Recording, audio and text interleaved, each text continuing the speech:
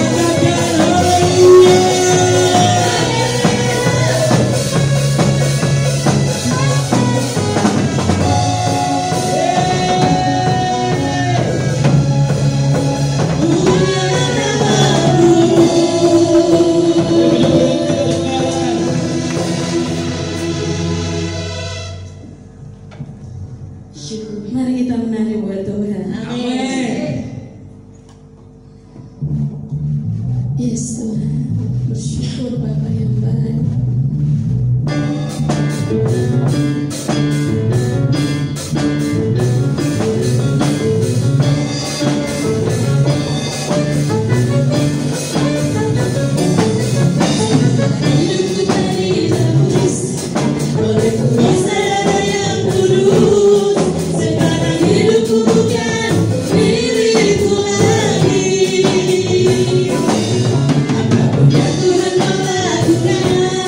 Apapun yang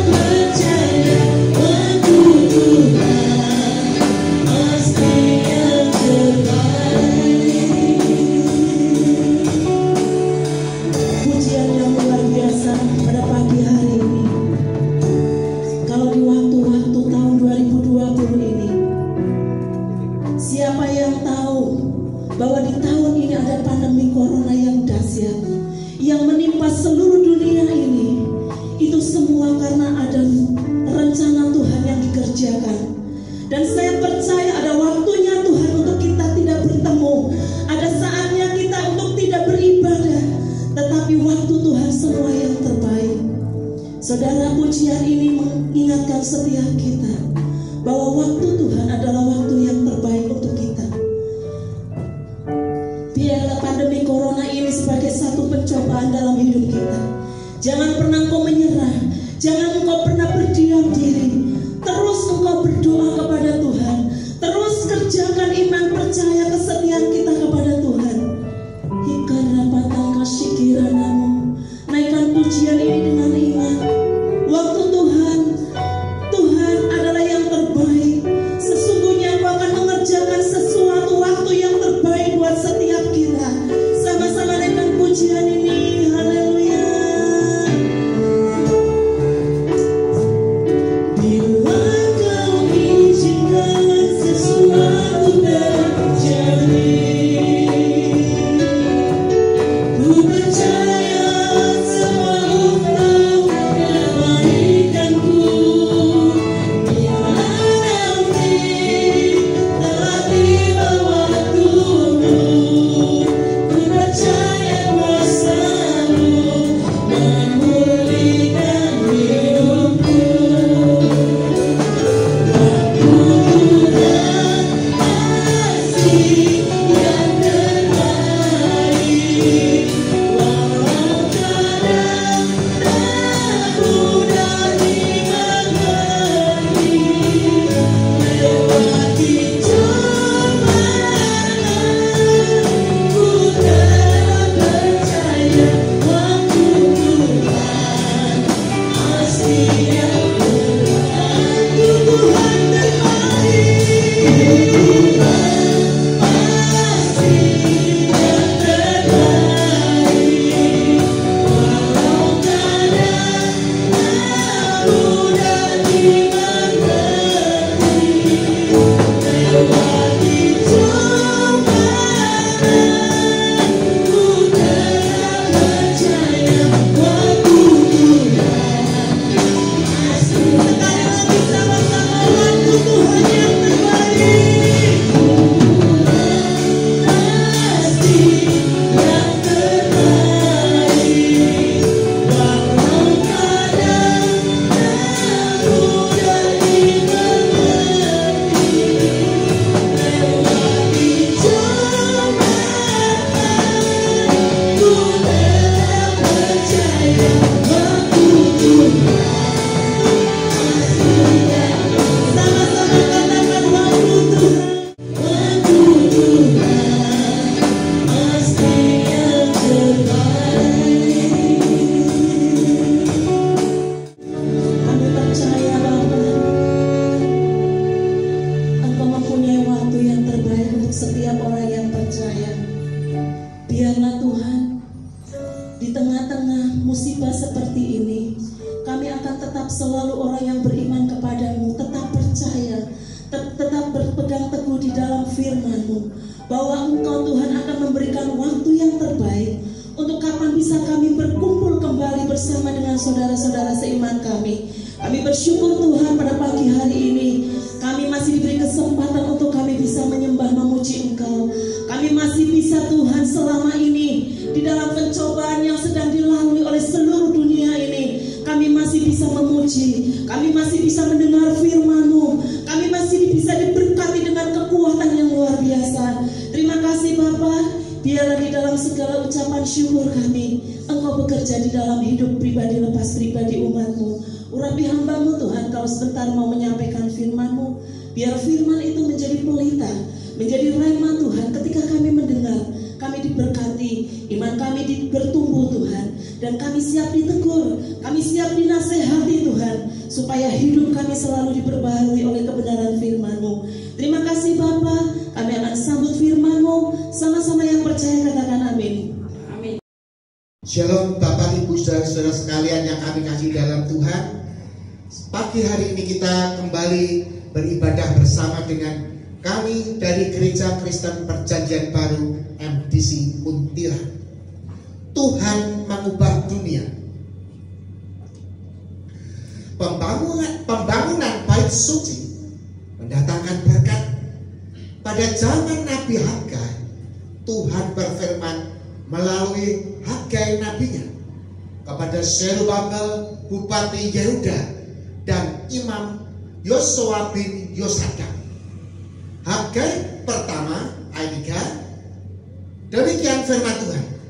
Maka datanglah firman Tuhan dengan perantaraan Nabi Hagai, bunyinya 4. Apakah sudah tiba waktunya bagi kamu untuk mendiami rumah-rumahmu yang dipapani dengan baik, sedangkan rumah ini, perhatikan, rumah ini R-nya besar, berarti baik Allah. Rumah ini tetap menjadi reruntuhan. 5. Oleh sebab itu, beginilah firman Tuhan semesta alam, perhatikanlah keadaanmu. Ayat 6. Kamu menabur banyak, tetapi membawa pulang hasil sedikit. Kamu makan, tetapi tidak sampai kenyang. Kamu minum, tetapi tidak sampai puas. Kamu berpakaian, tetapi badanmu tidak sampai panas. Dan orang yang bekerja untuk upah, ia bekerja untuk upah yang ditaruh dalam pundi-pundi yang berlobang. Ayat 7. Demikianlah firman Tuhan semesta alam, perhatikanlah keadaanmu. Karena engkau egois, hanya mengurusi dirimu saja, membangun rumah pribadi dengan baik, itu boleh-boleh saja, itu hakmu. Tetapi masalah rohani, rumah Tuhan, janganlah diabaikan. Semua itu berkat Allah yang memberikan. Ingat, semua berkat itu adalah Allah yang memberikan. Masa rumahmu dibangun dengan sebaik-baiknya, tetapi rumah Tuhan tetap menjadi reruntuhan? Inilah suatu teguran dari Tuhan. Demikian juga dengan zaman sekarang ini. Banyak orang yang tidak mau memperhatikan masalah-masalah rohani atau mengabaikan. Seolah-olah masalah rohani kurang perlu. Lebih penting membangun kehidupan dunia ini. Sebagai orang percaya, kita harus tahu bahwa kehidupan di dunia ini hanya sementara saja. Paling 70 sampai 80 tahun saja. Tetapi kehidupan rohani itu kekal atau selama-lamanya. Dan apa yang kita peroleh di dunia ini juga tidak ada fungsinya setelah kita mati. Semuanya akan ditinggal. Jadi semuanya menjadi sia-sia saja. Sebagian orang Kristen juga seperti ini, terlalu cuek dan seringkali tidak menghargai masalah beribadah.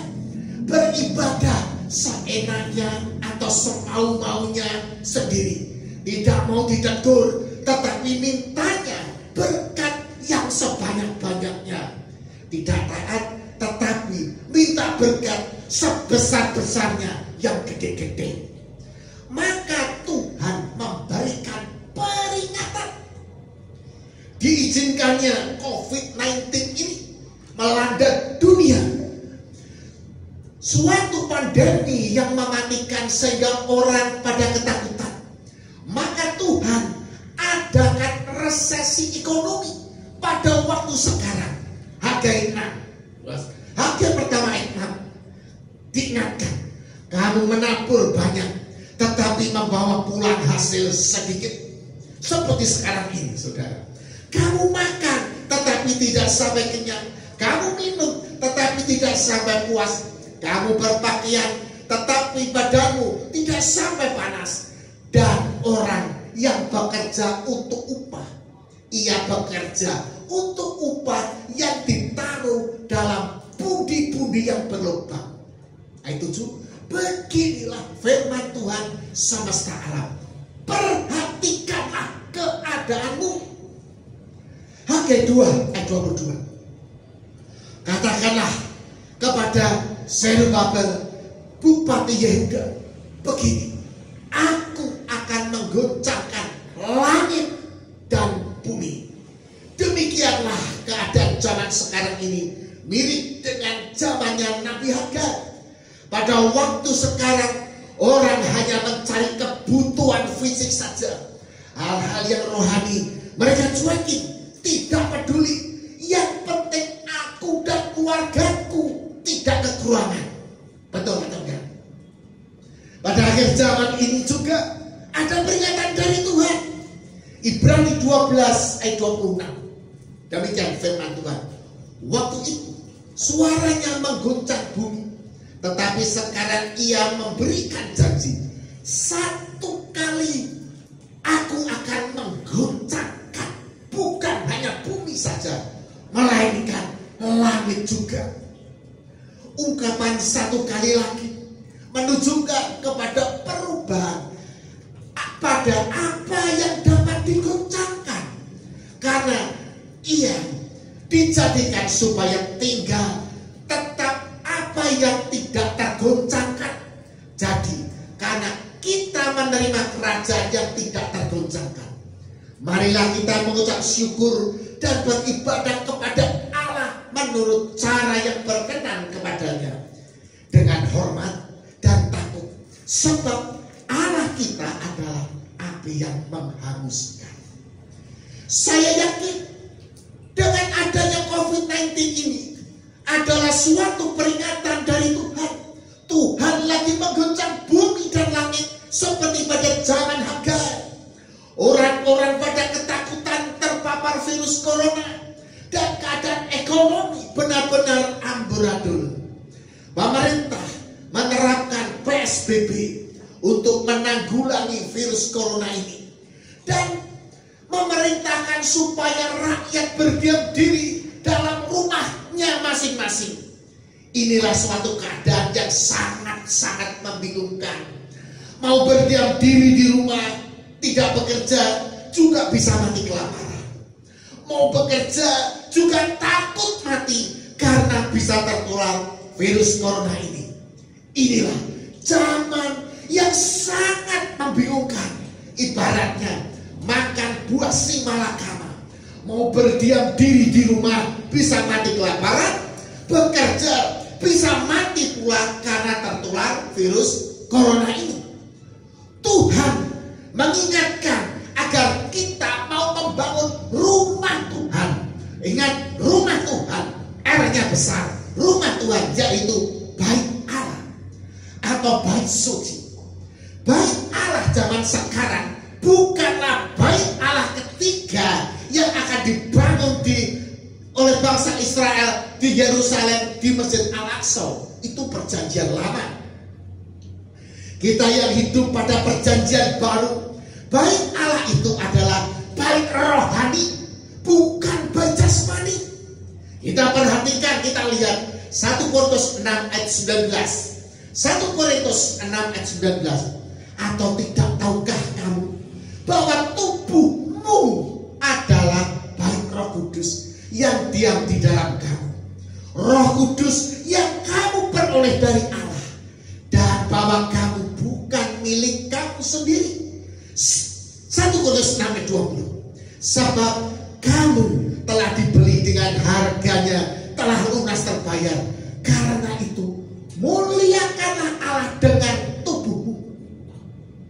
Yang dikehendaki Allah adalah membangun jemaat. Tetapi dengan adanya pandemi ini, banyak sekali anak-anak Tuhan tidak menyadari akan hal ini. Pikirannya hanya fokus untuk mempertahankan pemenuhan hidup sehari-hari saja. Dengan adanya larangan ibadah dalam gereja, mulailah hanyut akan arus dunia ini. Yang penting kami bisa makan, urusan rohani kita tinggalkan dulu. Betul atau enggak? Persis pada zaman Nabi Hagai. Ingat saudara-saudara bahwa Allah menghendaki Anda semua membangun bait Roh Kudus, yaitu jemaat.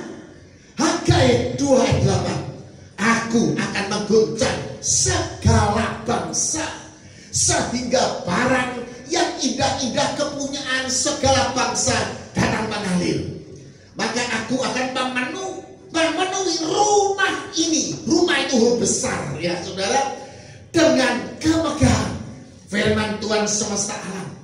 Kita harus mengerti bahwa barang-barang yang indah-indah kepunyaan segala bangsa akan memenuhi rumah ini. Apa artinya? Ini semua bukan harta dunia, saudara. Jangan keliru, bukan harta dunia. Tetapi Allah akan memenuhi rumahnya. Rumah ini adalah orang-orang pilihannya yang merupakan harta yang indah di hadapannya. Akan terjadi pertobatan besar-besaran. Orang-orang seperti Paulus akan banyak memenuhi rumah Tuhan. Mungkin dulunya adalah orang yang membenci Yesus, akan berbalik sangat mengasihinya dan berani berkorban bagi kemuliaannya. Dengan adanya COVID-19 ini, kita baru nampak orang-orang yang mengasihi Yesus dengan sungguh-sungguh dengan orang yang setengah-setengah. Orang yang setengah-setengah dengan adanya ibadah online tetap cuek, malahan merasa beruntung. Karena apa? Karena merasa tidak usah memberikan persembahan. Tetapi orang yang sungguh-sungguh tetap antusias agar ibadah ini bisa berlangsung. Ada juga yang sangat perhatian, walaupun keuangan sedang macet, tetapi tetap memberi persembahan walaupun dalam kekurangan. Inilah persembahan yang disebut persembahan janda miskin, yang mengguncang kerajaan Allah karena Tuhan melihat hati yang mau berkorban. Tetapi yang luar biasa, saudara, persembahan di gereja kita ini justru banyak dari luar kota yang bukan jemaat gereja kami, dari orang-orang yang tidak pernah kami sangka-sangka. Tuhan mencukupi kebutuhan di dalam ibadah online ini, benar-benar kami rasakan. Sepertinya Filipi 4:19 itu tergenapi di dalam kehidupan bergereja kita ini, yang mengatakan Allahku akan mencukupi segala kebutuhanmu menurut kekayaan dan kemuliaannya dalam Kristus Yesus. Perhatikan, yang dikehendaki Tuhan Yesus, yang dikehendaki Tuhan Yesus adalah membangun bait rohani kita ini. Rohani kamu. Yesus pernah mengatakan, robohkan bait Allah, bait suci ini, maka aku akan membangun bait suci ini dalam tempo 3 hari. Saudara, apa yang dikatakan Yesus? Yesus menunjukkan bait suci fisik Tuhan dan nyatakan robohkan dan akan dibangun dalam tempo 3 hari, yaitu setelah kematian Yesus di kayu salib.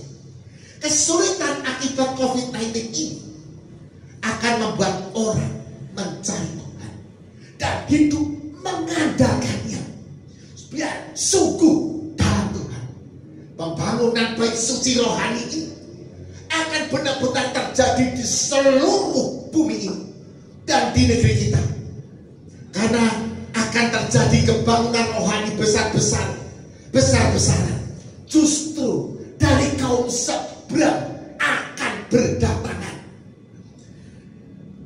Justru dalam keadaan sulit seperti sekarang ini, saya melihat berkat Tuhan, ya, berkat Tuhan tercurah dalam kehidupan jemaat yang mengasihi Tuhan dan jemaat yang cuek, yang tidak taat. Saya saksikan, saudara, ada 2 keluarga. Yang pertama ini adalah keluarga yang taat, memberikan persembahan 40-an. Dalam kesulitan selalu, ya, dalam kesulitan seperti sekarang, mereka tetap disertai Tuhan. Ya, memang anak-anak dari keluarga tersebut, dalam keluarga tersebut, maksud saya, ya, saat ini juga dirumahkan. Tetapi, ya, anak-anak mereka tetap mendapatkan gaji pokok full. Yang kedua ini, keluarga yang tidak taat ini juga mengalami kesulitan. Anak-anaknya juga dirumahkan. bahkan kena PHK dan nganggur sampai saat ini. Saudara, ada juga jemaat yang setia kena PHK sehingga ia harus menganggur beberapa bulan di rumah. Mungkin Tuhan menyuruhnya dan berdiam diri untuk mencari Tuhan dalam kesulitan ini. Sebulan yang lalu dia dipanggil oleh bosnya yang lama dan ditarik ke Jakarta. Ternyata apa saudara? Diberi kedudukan yang tinggi, yaitu sebagai manajer dan dengan gaji yang cukup tinggi. Inilah berkat istimewa bagi orang-orang yang hidup dalam kebenaran. Kita akan melihat di dalam kitab Maliaki 3 ayat 18. Maliaki 3 ayat 18, demikian firman Tuhan. Maka kamu akan melihat kembali perbedaan antara orang benar dengan orang fasik, antara orang yang beribadah kepada Allah dan orang yang tidak beribadah kepadanya. Artinya orang-orang yang sungguh-sungguh beribadah dan tidak sungguh-sungguh beribadah. Janji Tuhan bagi orang yang taat kepadanya. Ingat saudara, janji Tuhan bagi orang yang taat padanya, janji Allah bagi orang yang benar. Kita akan melihat janji Tuhan. Yesaya 41 ayat 10. Yesaya 41 ayat 10. Orang-orang benar dikatakan, jangan takut, sebab aku menyertai engkau. Janganlah bimbang, sebab aku ini Allahmu. Aku akan meneguhkan, bahkan akan menolong engkau. Aku akan memegang engkau dengan tangan kananku yang membawa kemenangan. Orang-orang yang taat, jangan Anda takut. Orang-orang yang tidak sungguh-sungguh dalam Tuhan, berubahlah engkau. Karena Tuhan mengasihimu, mengasihi perubahanmu. Jika engkau mau berubah, maka Tuhan akan mengembalikan posisimu. Oh, haleluya, amin. Tuhan Yesus memberkati. Mari kita tunduk kepala. Bapa, di dalam nama Yesus, saat ini kami berdoa, Tuhan, kiranya teguran-teguran dan nasihat ini masuk di dalam hati mereka, supaya mereka yang tidak taat bisa berubah menjadi taat dan bisa menerima berkat-Mu. Terima kasih Tuhan untuk kebaikan-Mu. Angkat kedua tangan-Mu. Sidang jemaat, angkat kedua tangan-Mu. Sidang jemaat, terimalah berkat rahmat dari Allah Bapa kita, kasih sayang di dalam Tuhan kita Yesus Kristus, dan persekutuan dari Roh Kudus untuk selama-lamanya, sehingga diberkati engkau di mana saja berada, dan engkau akan tetap ada perlindungan Tuhan untuk COVID-19 ini. Terima kasih Tuhan. Di dalam nama Yesus kami berdoa. Semua orang percaya katakan amin.